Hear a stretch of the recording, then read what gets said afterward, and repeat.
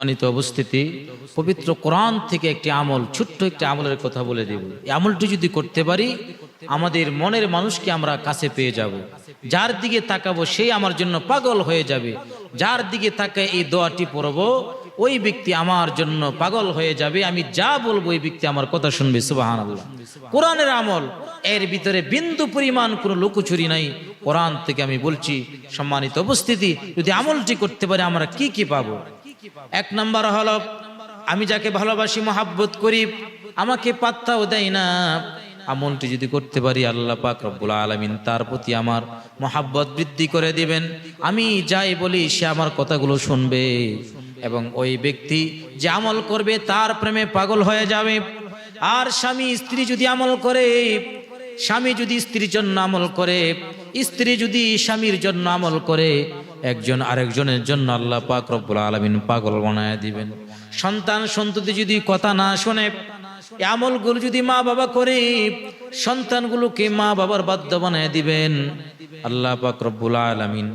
এজন্য বিশ্বনবী সাল্লাল্লাহু আলাইহি সাল্লাম বলেন, যার ভালোবাসা আপনি পেতে চান, আপনি তার দিকে তাকায় যখন কোরআনের আয়াতের অংশটা পাঠ করবেন, আল্লাহ পাক রব্বুল আলামিন সাথে সাথে তাকে আপনার প্রতি আকর্ষিত করে দিবে।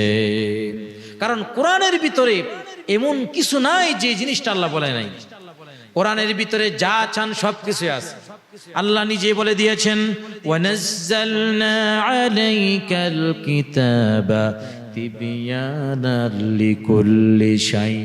কোরআনের ভিতরে মানবের জন্য যা কিছুর প্রয়োজন আল্লাহ পাক রব্বুল আলামিন সব কিছুই এই কোরআনের ভিতরে ঢুকায় দিয়েছেন। সুবহানাল্লাহ। রোগী অসুস্থ, তার সুস্থতার জন্য কি করবে তাও কোরআন বলে দিয়েছে। وَنُنَزِّلُ مِنَ الْقُرْآنِ مَا هُوَ شِفَاءٌ وَرَحْمَةٌ لِلْمُؤْمِنِينَ।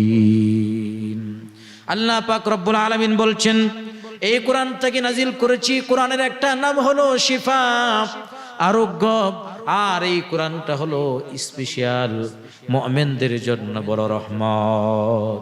তাহলে কোরআনের ভিতরে সব কিছু আছে।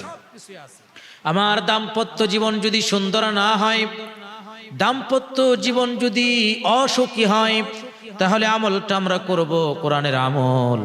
আল্লাহ পাক রব্বুল আলামিন আমাদের সংসারকে সুখী করে দিবেন, সংসারের ভিতরে ঝামেলা হবে না।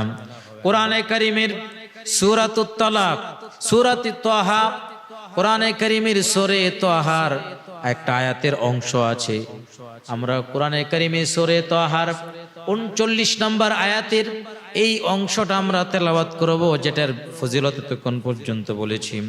ওয়া আলকাইতু আলাইকা মাহাব্বাতাম মিন্নি, শুধু এতটুকুন পড়ব।